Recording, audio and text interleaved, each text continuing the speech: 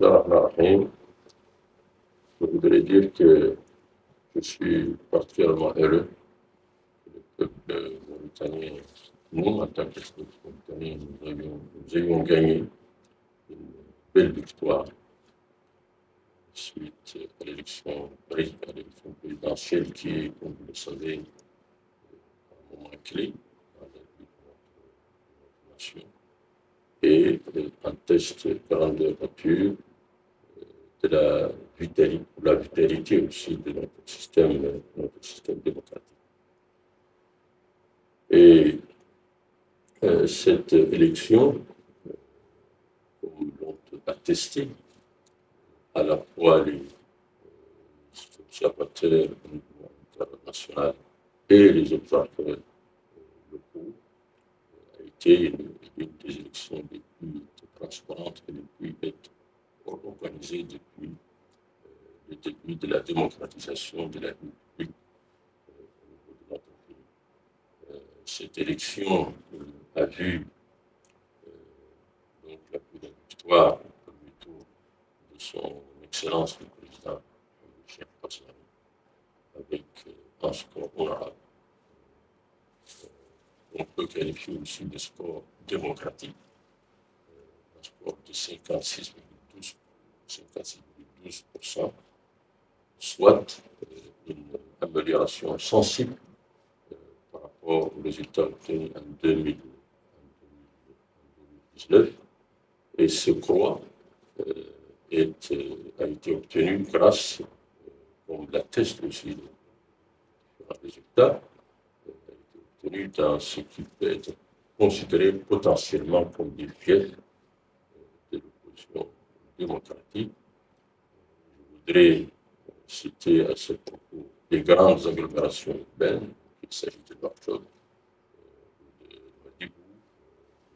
dans certains milieux urbains et urbains qui sont disséminés sur toute l'étendue du territoire au niveau national. Et cette élection est pour nous une élection importante parce que c'est le fruit d'un long travail qui correspond en fait, qui est une mise en œuvre d'un principe qui fonde l'action publique du président de la République, qui est celui du dialogue et de la concertation, qui ont permis de trouver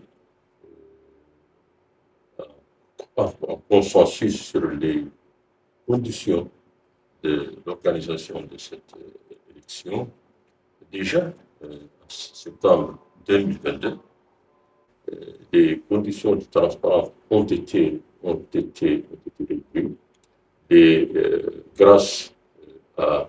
recours aux nouvelles technologies, on peut suivre la sortie des résultats en instantané, presque en temps réel. Et c'était ouvert à tout le public. Et avec cette fois-ci, chaque résultat, chaque bureau de données, le PV qui a été signé d'ailleurs par les représentants des différents candidats, a été annexé à cela. Et c'est ce qui fait qu'il y a aujourd'hui, je crois,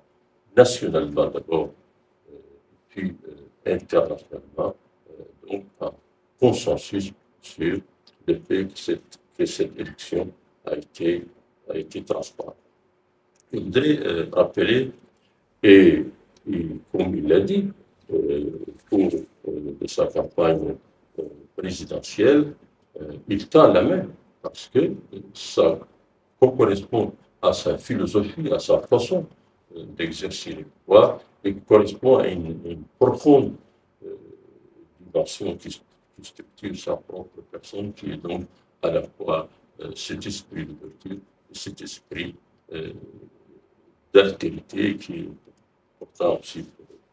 pour notre pays. Et globalement,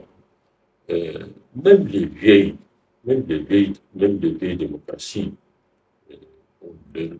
ont leurs limites et elles supposent pour leur soutenabilité, qu'elle soit régénérée à chaque instant. Et c'est ce que le président a compris dès son pouvoir en 2019, que cette vitalité, cette durabilité, cette régénération doit découler d'un dialogue permanent. Et c'est ce qui a été fait. Et je pense que ce principe qui fonde la gouvernance de notre pays depuis 2019, qui est le dialogue, la concertation, l'ouverture de l'esprit, a permis à un moment donné de parler au niveau de notre pays d'une démocratie consensuelle, parce qu'il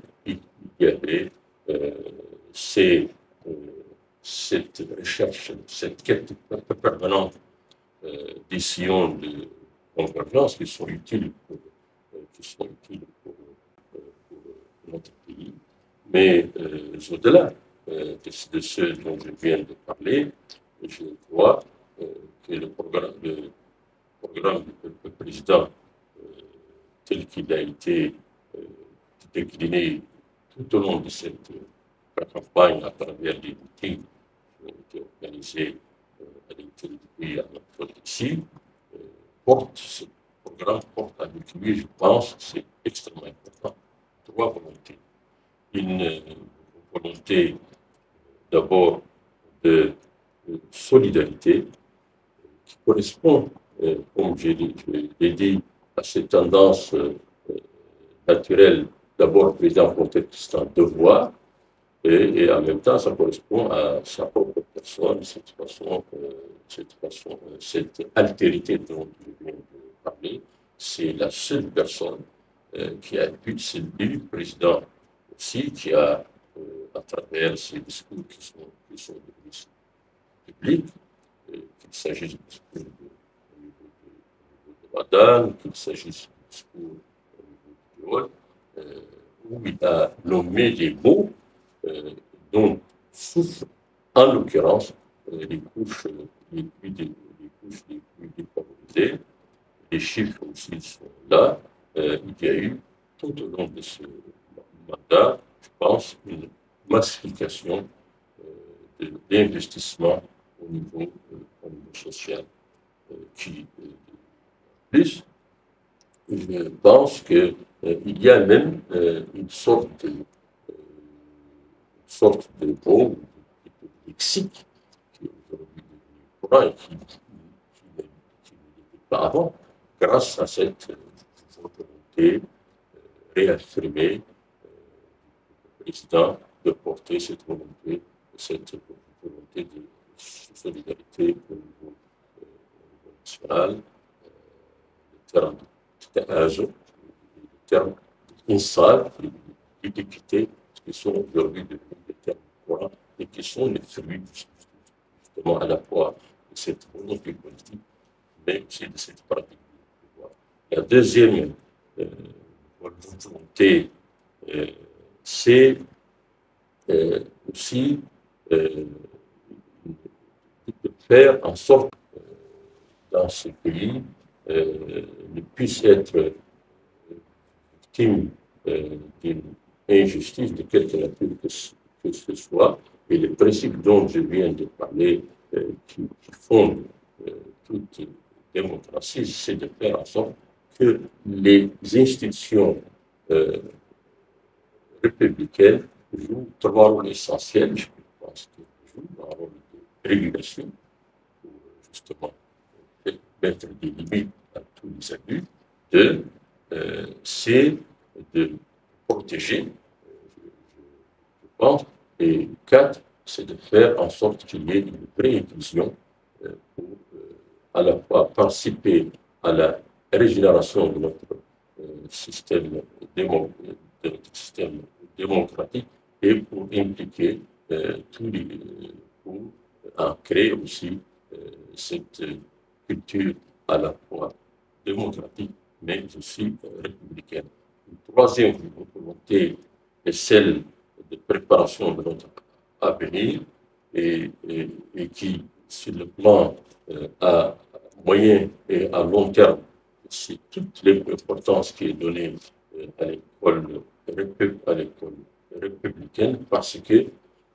pour toute ascension sociale, pour la culture de la citoyenneté de notre pays, pour son progrès, euh, la base de tout ça, c'est l'école pour l'acquisition du savoir et des connaissances. Et parce que c'est au niveau de l'école qu'il y a une rééclosion aussi de ce qu'on appelle les valeurs démocratiques et les valeurs républicaines. Donc, en gros, le projet que porte le président et que nous portons de façon collective et auquel on adhère et qui a suscité l'adhésion d'une majorité du peuple mauritanien, vise d'abord à faire progresser le pays, à continuer son processus au niveau national, de consolider sa démocratie et d'ancrer encore davantage ces valeurs républicaines. S'y ajoute le principe dont j'ai parlé au début, c'est par le dialogue et par la concertation que nous pouvons conjurer tous les dangers qui peuvent menacer la cohésion et l'unité nationale de notre pays. Donc je pense que la phase de l'élection, depuis la proclamation des résultats de la présidentielle du Conseil constitutionnel, donc c'est une page tournée, à nous maintenant de préparer plutôt le futur de notre pays avec notre jeunesse et le sécurité de notre jeunesse, parce que, comme l'a dit le président, c'est l'école, la jeunesse, la puissance, savoir doter aussi les couches les plus vulnérables, ou les personnes les plus vulnérables de cette ascenseur social, en particulier par une école républicaine, forte et plus efficace.